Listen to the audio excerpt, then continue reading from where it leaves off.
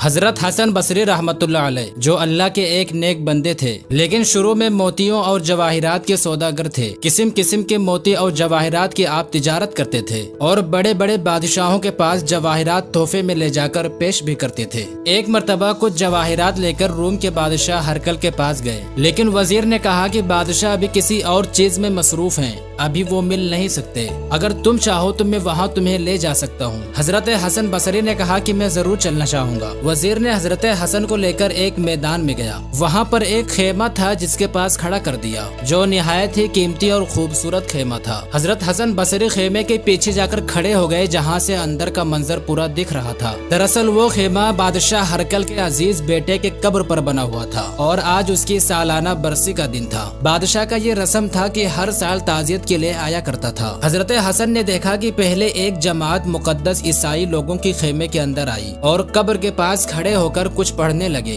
اور پھر اس کے بعد روتے ہوئے وہاں سے نکل گئے۔ اس کے بعد ایک جماعت طبیبوں کی یعنی ڈاکٹر اور عقل مند لوگوں کی آئی۔ یہ لوگ بھی ننگے سر قبر کے پاس کھڑے روتے رہے اور تھوڑی دیر کے بعد یہ بھی نکل کر چلے گئے۔ اس کے بعد فوج اور ان کے افسروں کی جماعت تلوار لے کر اندر داخل ہوئی، وہ بھی قبر کی سلامی اتار کر کچھ دیر تک کھڑے رہے، اس کے بعد واپس چلے گئے۔ فوجی لوگوں کے بعد ایک جھنڈ نوجوان عورتوں کا آیا جن کے سر کے بال کھلے ہوئے تھے، ان کے ہاتھوں میں سونے کی تھالیاں تھیں جن میں موتی اور جواہرات بھرے تھے۔ ان عورتوں نے قبر کا طواف کیا اور بہت رو کر یہ بھی خیمے سے باہر چلی گئی۔ جب سب باہر آ گئے تو ان سب کے بعد بادشاہ خود خیمے کے اندر آیا اور قبر کے پاس کھڑے ہو کر کہنے لگا کہ بیٹا تو مجھے بہت پیارا تھا، مگر افسوس کہ تو دنیا سے چلا گیا۔ اگر مجھے یہ معلوم ہو جائے کہ جس نے تیری جان لی ہے وہ بڑے بڑے راہبوں اور پادریوں کا کہا مان کر تیری جان واپس کر دے گا، تو یہ بڑے بڑے عیسائی اور راہب اس کام کے لیے تیرے پاس حاضر ہیں، مگر میں جانتا ہوں کہ ان کے کہنے سے کچھ نہ ہوگا۔